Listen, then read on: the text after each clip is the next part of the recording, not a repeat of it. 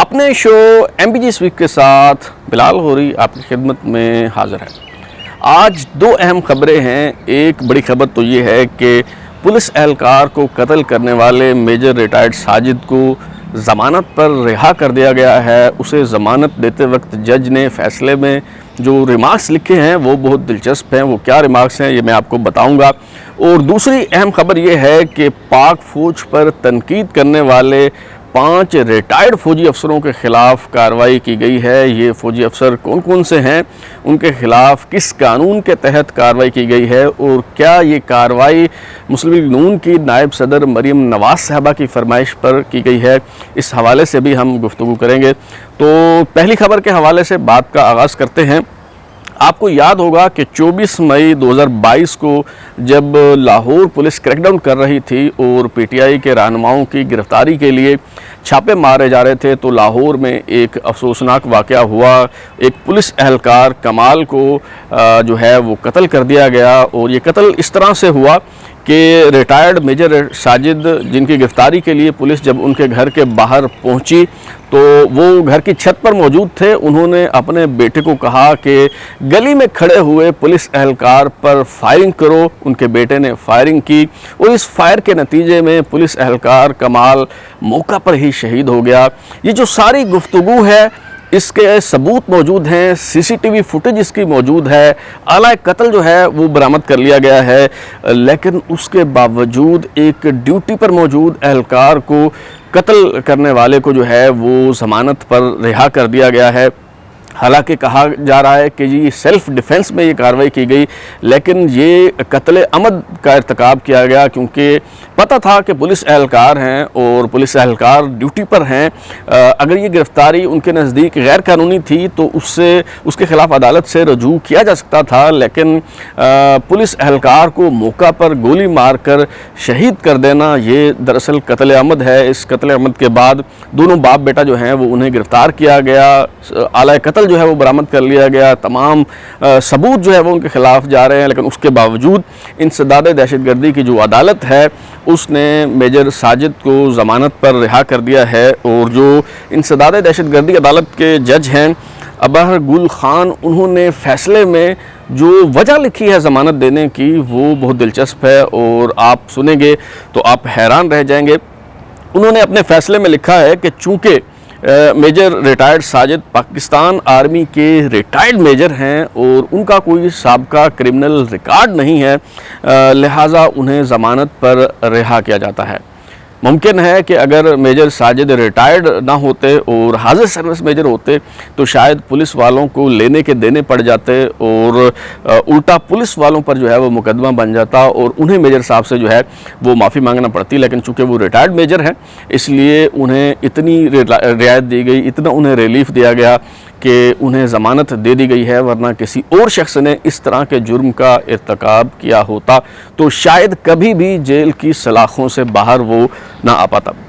جیسا کہ شروع میں نے بتایا ہے کہ آج کی دوسری اہم ترین خبر جو ہے وہ یہ ہے کہ 5 ریٹائرڈ فوجی افسروں کے خلاف کارروائی کی گئی ہے، اور اس حوالے سے جنگ گروپ کے سینئر انویسٹیگیٹو جرنلسٹ انصار عباسی صاحب کی ایک سٹوری آج دا نیوز میں شائع ہوئی ہے۔ جنگ اخبار میں بھی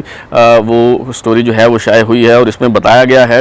کہ 5 ریٹائرڈ فوجی افسروں کے خلاف کارروائی کی گئی ہے فوج مخالف مہم چلانے کے حوالے سے۔ اور چند روز پہلے ہی مسلم لیگ نون کی نائب صدر مریم نواز صاحبہ نے یہ مطالبہ کیا تھا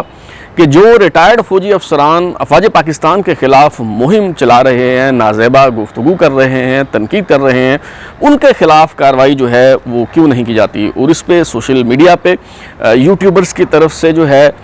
یہ کہا جا رہا تھا کہ مریم نواز صاحبہ کی فرمائش پر 150 ریٹائرڈ فوجی افسروں کے خلاف کارروائی کی گئی ہے، لیکن حقیقت یہ ہے کہ 150 فوجی افسروں کے خلاف کارروائی نہیں کی گئی، بلکہ صرف 5 فوجی افسروں کے خلاف کارروائی کی گئی ہے۔ انصار عباسی صاحب نے اپنی اس سٹوری کے حوالے سے جب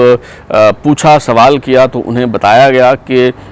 یہ کارروائی مریم نواز صاحبہ کے کہنے پہ نہیں کی گئی، بلکہ 2 ہفتے پہلے ہی یہ جو پروسیس ہے یہ سٹارٹ کیا گیا تھا، اور بتایا گیا ہے کہ جن 5 فوجی افسروں کے خلاف کارروائی کی گئی ہے، پہلے انہیں متنبع کیا گیا، پھر انہیں کنفرنٹ کیا گیا، انہیں اپنے دفاع کا موقع دیا گیا،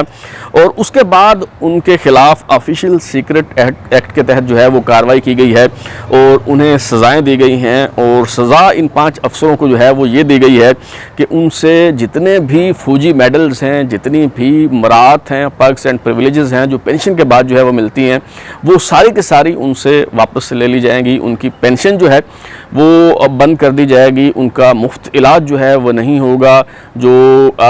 فوج کے کلبز ہیں اس میں ان کی انٹری نہیں ہوگی، اور اس کے علاوہ جو بھی فوجی افسروں کی مراعات ہوتی ہیں وہ مراعات ان سے جو ہے وہ واپس لے لی گئی ہیں۔ اور جن 5 فوجی افسروں کے خلاف کارروائی کی گئی ہے، بتایا گیا ہے کہ ان میں میجر سے میجر جنرل کے رینک تک کے فوجی افسر شامل ہیں، لیکن ان کے نام ابھی تک ظاہر نہیں کیے گئے۔ ان میں ایک نام تو ہمارے جو ذرائع نے بتایا ہے وہ ویٹرنز آف پاکستان کے ترجمان رہے ہیں، میجر ریٹائرڈ عادل راجہ، جو نہایت پراسرار انداز میں پاکستان سے فرار ہو گئے تھے اور ابھی لندن میں ہوتے ہیں۔ ایک نام تو یہ ہے، لیکن باقی جو 4 نام ہیں وہ ابھی تک سامنے نہیں آ پائے۔ لوگ اس حوالے سے سابق chief of general staff lieutenant general Ali Quli Khan کا نام جو ہے وہ لے رہے ہیں، لیکن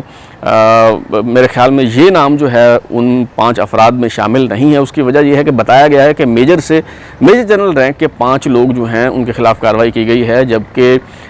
علی قلی خان جو ہیں وہ لیفٹیننٹ جنرل کے طور پہ ریٹائر ہوئے ہیں، ان کا رینک میجر جنرل نہیں ہے بلکہ وہ لیفٹیننٹ جنرل ہیں، لہٰذا یہ میرے خیال میں کلیئر ہونا چاہیے کہ علی قلی خان کا نام جو ہے وہ اس میں شامل نہیں ہے۔ اب سوال یہ پیدا ہوتا ہے کہ آفیشیل سیکرٹ ایکٹ کا اطلاق ان فوجی افسروں پر کیسے ہوتا ہے؟ اگر یہ فوجی افسر جو ہیں وہ افواج پاکستان کے خلاف کوئی کمپین چلا رہے تھے، اگر تو کوئی تنقید کر رہے تھے تو تنقید کرنا تو ظاہر ہے